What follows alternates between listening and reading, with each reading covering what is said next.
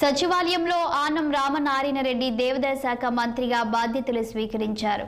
Black 2లోని తన ఛాంబర్లో పూజలు చేయగా వేద పండితులు ఆయనకు ఆశీర్వచనాలు ఇచ్చారు.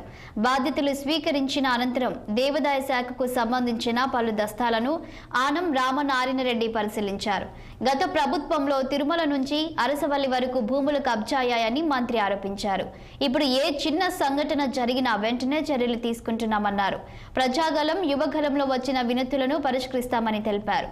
ఎన్నికల హామీల మేరకు 50,000కు తక్కువ ఆదాయం ఉన్న దేవస్థానాలకు ధూపదీప నైవేద్యాలకు 10,000కు పెంచుతూ నిర్ణయం తీసుకున్నామన్నారు. దీనికి సంబంధించి దేవాదాయ శాఖపై 32 కోట్ల అదనపు భారం పడుతుందని పేర్కొన్నారు. తప్పులు చేసిన వారిని వదిలేది లేదని హెచ్చరించారు. నెల్లూరు జిల్లాలో 2 ఆలయాల్లో తప్పులు జరిగినట్లు నిర్ధారించి 5 అధికారులను సస్పెండ్ చేశామన్నారు. వారిపై పూర్తి విచారణ జరుగుతుందని వివరించారు. కొన్ని దేవాలయాలను పునర్నిర్మించడానికి నిర్ణయించినట్లు పేర్కొన్నారు.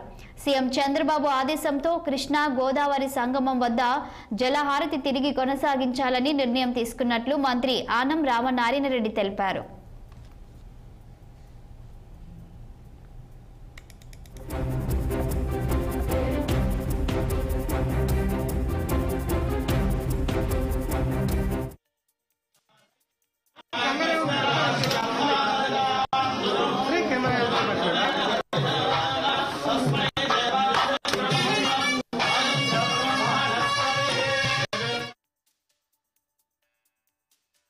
ధర్మో రక్షిత రక్షిత అని ఈనాడు సుపరిపాలన వైపు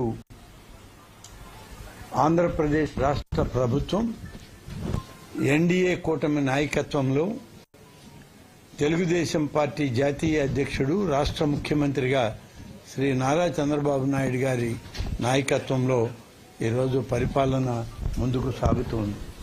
అందులో భాగమే భగవంతుని యొక్క ఆశీస్సులతో ఈ దేవాదాయ శాఖ ఈరోజు ముఖ్యమంత్రి గారి ఆలోచన మేరకు మేనిఫెస్టోలో ఇచ్చిన ప్రణాళికల మేరకు పనిచేస్తూ భక్తులకి అలాగే భగవంతుని యొక్క ఆస్తులకు రక్షకులుగా భక్తులకు మరింత